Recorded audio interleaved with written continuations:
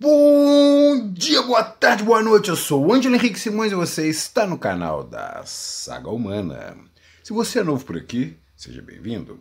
E se você gostar do vídeo, então se inscreva no canal. E leia o meu livro, A Saga Humana, que você encontra na Amazon e em outros pontos da internet. E se você já é inscrito aqui no canal, saiba que agora você pode se tornar um membro do canal. Como membro, você apoia o canal ao mesmo tempo que se abrem as portas para que você possa se aprofundar nos assuntos abordados nos vídeos.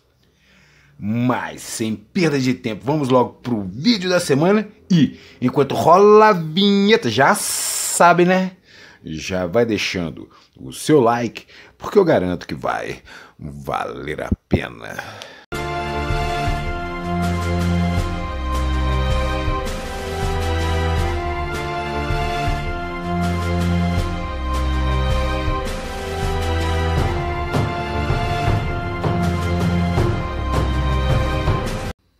A construção da Grande Muralha da China. Por volta de 220 AEC, no final da Era de Ares, a China, recém-unificada pela dinastia Qin, promovia a construção da sua Grande Muralha. Na realidade, alguns pontos de fortificações já haviam sendo erguidos desde o século VII AEC, numa época anterior até mesmo ao tempo de vida de Confúcio e de Lao Tse, em um esforço defensivo contra as investidas dos povos nômades originários das estepes ao norte, principalmente os mongóis. Nesse sentido, o imperador chinês construiu a primeira seção da muralha, unindo essas fortificações pré-existentes, que eram feitas de pedras, tijolos, madeiras, terra e outros materiais. Essas fortificações haviam sido erguidas ao longo de uma linha leste-oeste, próximo de onde se encontrava a fronteira norte do Império Chinês. Desde então, a Grande Muralha seria mantida, reconstruída e melhorada até 1644 da nossa era. Os atuais 8.850 quilômetros de extensão são apenas uma fração do seu comprimento total, que, segundo os registros arqueológicos, totalizam 21.196 quilômetros, embora provavelmente toda essa extensão nunca tenha existido toda ela em uma mesma época. Mas em 202 AEC, a curta, mas marcante dinastia Qin chegava ao fim, e no seu lugar assumia a dinastia Han, que foi a primeira a adotar a filosofia do confucionismo, que passou a ser oficialmente difundido pelo Estado chinês. Durante o período da dinastia Han, a China protagonizou grandes avanços na produção artística e científica e enviou expedições militares em direção ao oeste, as quais alcançaram regiões além do Mar Cáspio. Como resultado dessas expedições, a dinastia Han instalaria um tráfego mercantil em direção ao ocidente por meio de um conjunto de caminhos, os quais são atualmente conhecidos como a Rota da Seda. Ainda durante o período da dinastia Han, a Roda da Seda faria com que o comércio chinês alcançasse a distante Roma, que nessa época de 200 AEC começava a se expandir para fora da Península Itálica. A bem da verdade, a expansão romana tinha tido início ainda no século VI AEC, na sequência da instituição da República. Mas foi só a partir dessa época de 200 AEC que Roma começou a anexar territórios localizados fora da Península Itálica. Como resultado dessa política expansionista, Roma rapidamente ocuparia toda a costa mediterrânea. Mas no século II AEC, os territórios conquistados eram integrados a Roma como províncias, as quais apresentavam diferentes graus de autonomia em relação ao Senado romano, e eram administradas por governantes anualmente eleitos que ficavam submetidos às leis e ao comando militar de Roma. A enigmática Bateria de Bagdá. Por volta de 200 AEC, enquanto a dinastia Han se instalava na China e a expansão de Roma recebia forte impulso, O artefato, conhecido como Bateria de Bagdá, era utilizado nas regiões mais centrais da Mesopotâmia.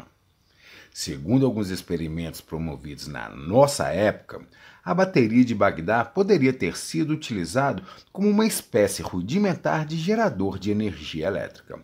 Mas essa finalidade soa bastante fora de contexto para o século II a.C.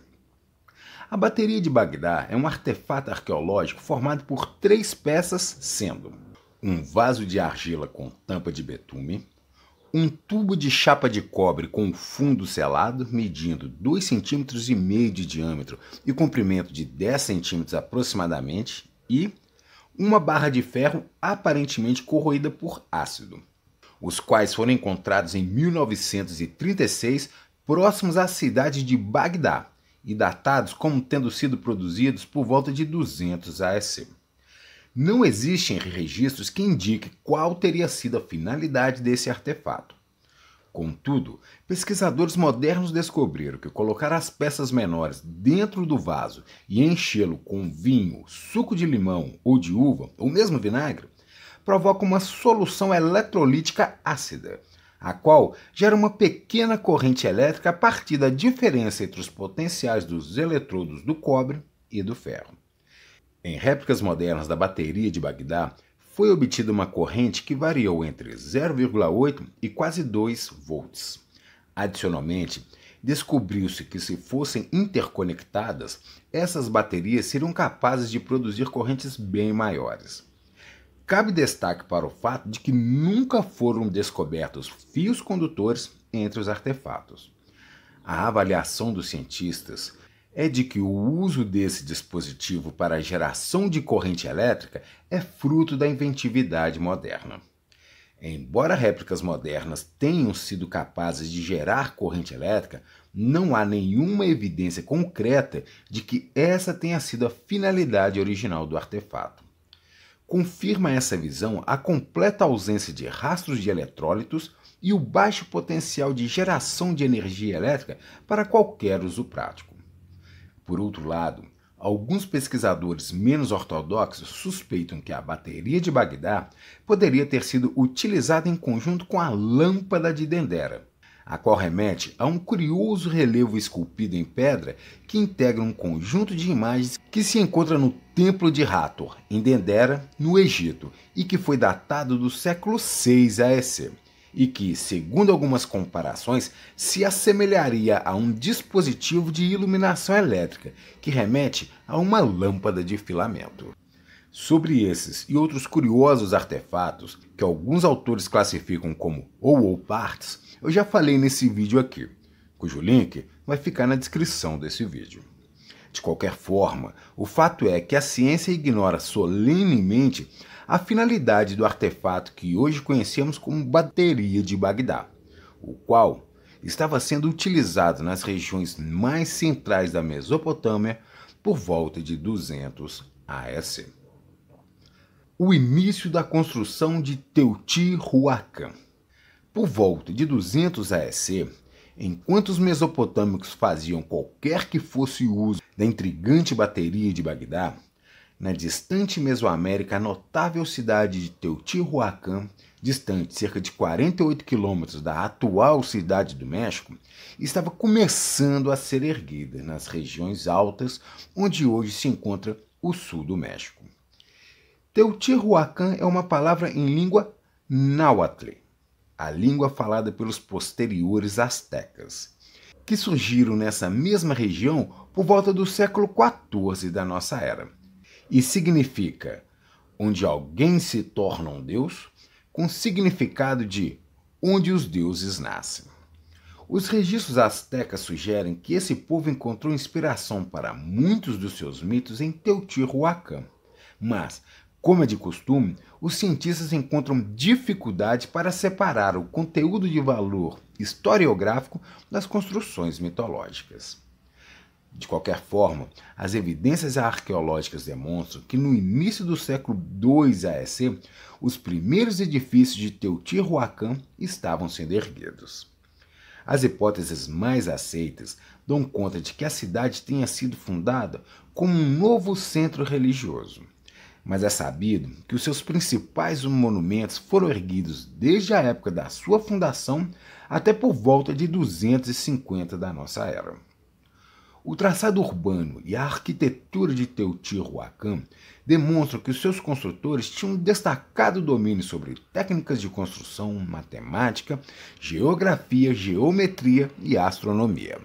O plano urbanístico iniciado por volta de 200 AEC incluía bairros divididos por ruas retas e uma avenida central, com cerca de 45 metros de largura por cerca de 5 quilômetros de extensão, a qual era ladeada por algumas das maiores construções da Mesoamérica pré-colombiana, entre elas a Pirâmide do Sol, a Pirâmide da Lua e o Templo de Quetzalcóatl, o deus da serpente emplumada.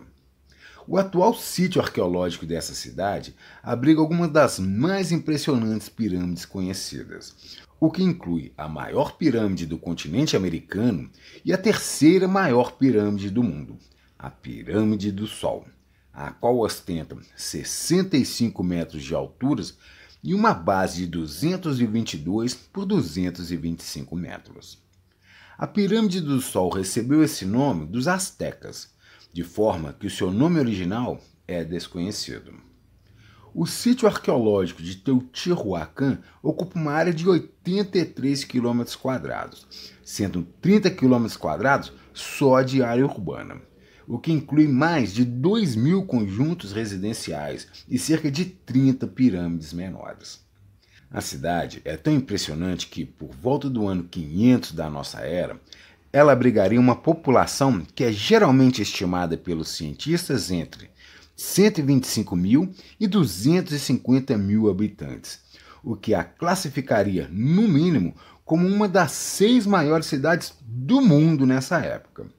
Mas apesar de todo esse impressionante legado monumental de Teotihuacan, o fato é que os cientistas não sabem quem foram os seus construtores, seus governantes e nem a sua religião.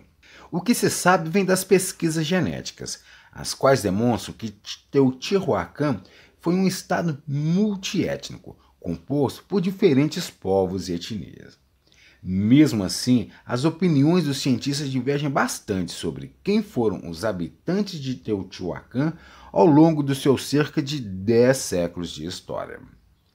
Outro debate refere-se à discussão sobre se Teotihuacan, que era habitado por diversos povos, foi o centro de um império ou de um estado, muito embora seja consenso que ela exerceu forte influência por toda a Mesoamérica, tendo alcançado, inclusive, os maias.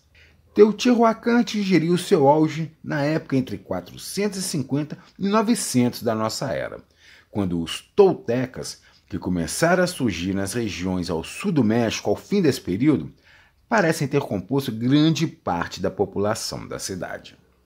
Vestígios de saques e incêndios datados entre os séculos 7 e 8 sugeriram às primeiras gerações de arqueólogos que a cidade havia sido alvo de uma grande invasão estrangeira. Contudo, evidências mais recentes parecem indicar que o fogo foi limitado principalmente às estruturas e habitações associadas às classes dominantes, sugerindo, assim, a ocorrência de algum tipo de levante social.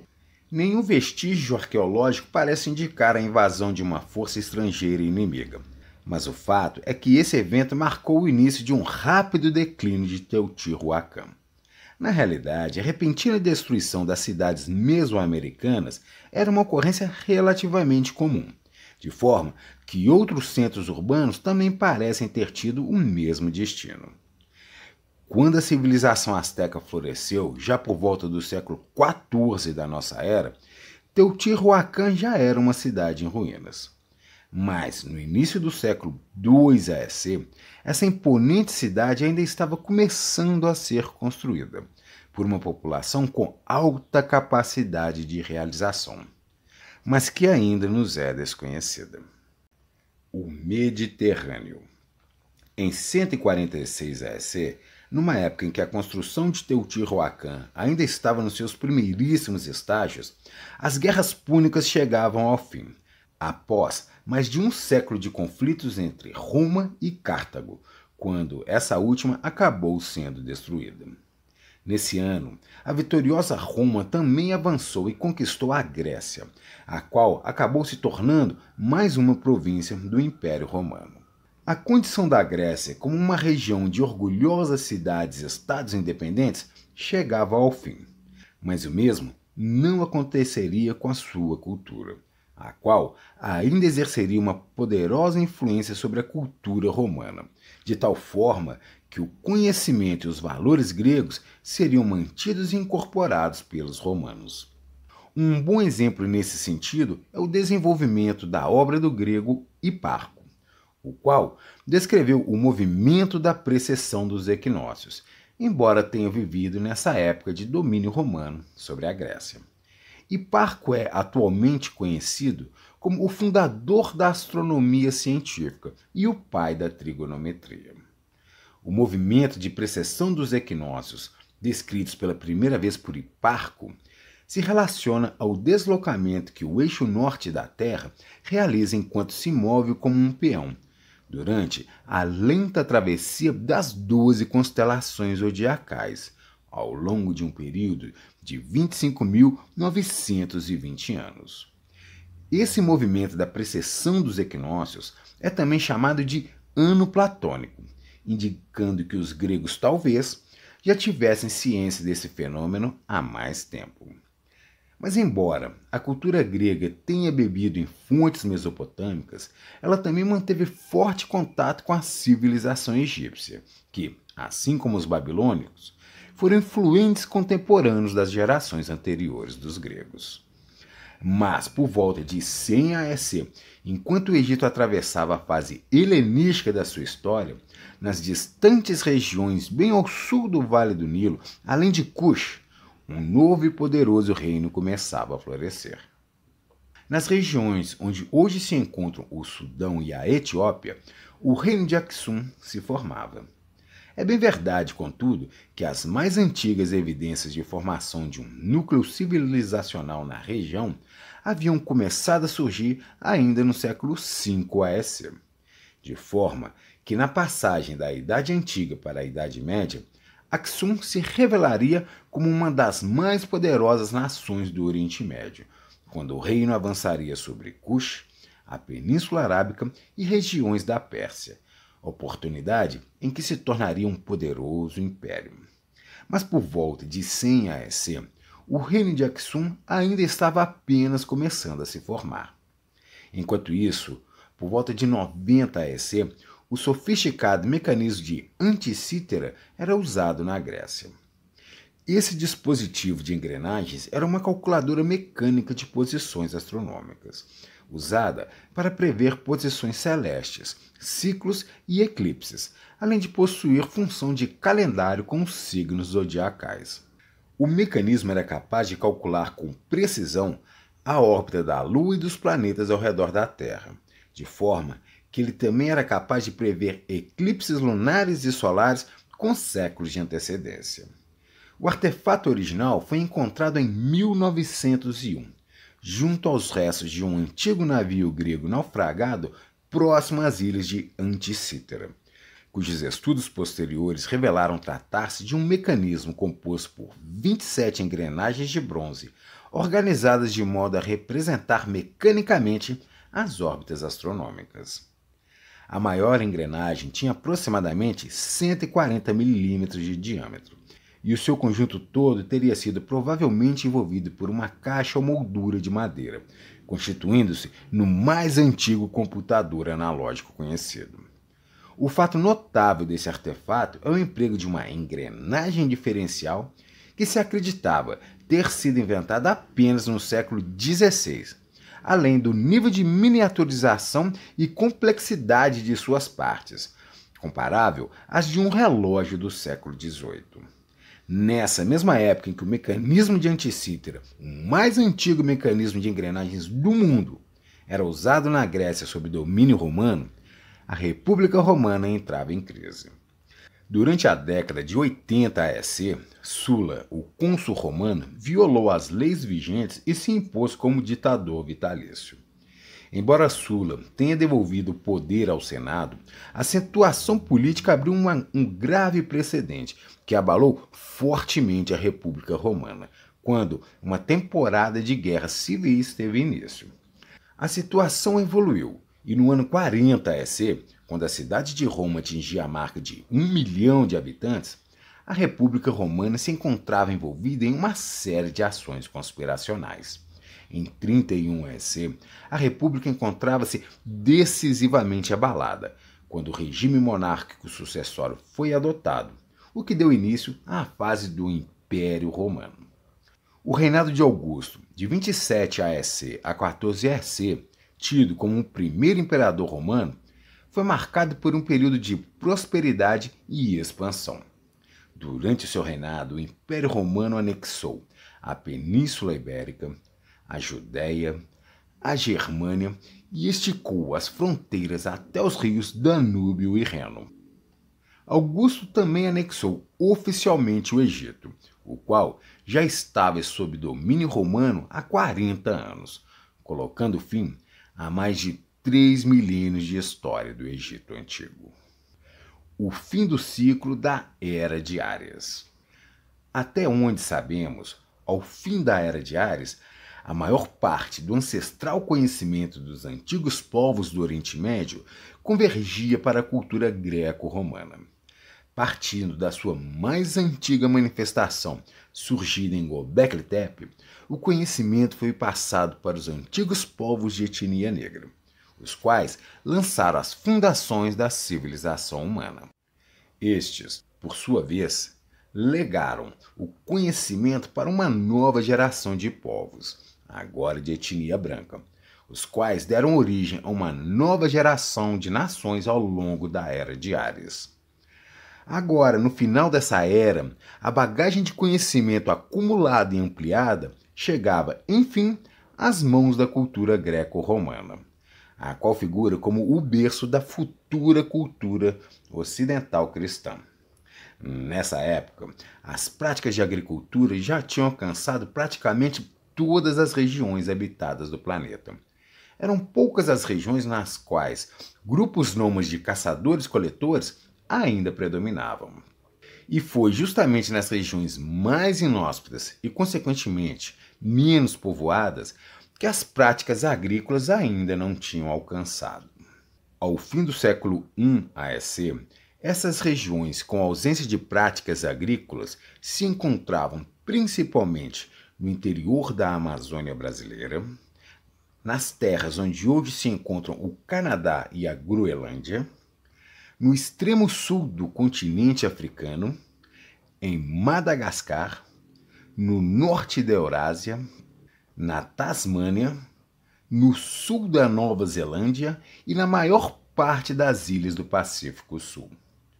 Dentro desse cenário, os ponteiros do relógio celeste apontavam para o alvorecer de uma nova era, a Era de Peixes, quando, mais uma vez, um novo líder religioso surgiria, em um ponto do planeta onde o Ocidente e o Oriente se encontram, em uma região e em um tempo nos quais a politeísta cultura greco-romana ainda predominava. Mas isso é assunto para um outro vídeo. Então é isso, pessoal. Esse foi o vídeo da semana. Espero que tenham gostado. Obrigado pela sua companhia até aqui e agradeço se você puder compartilhar, curtir e comentar esse vídeo. E se você ficou até aqui comigo e ainda não é assinante do canal, então se inscreva. E se você gostou desse vídeo, lembre-se de que tem mais conteúdos como esse no meu livro, A Saga Humana. E se você quiser apoiar o canal e ao mesmo tempo se aprofundar nos assuntos tratados nos vídeos, então torne-se membro e escolha uma entre as 3 opções de assinatura.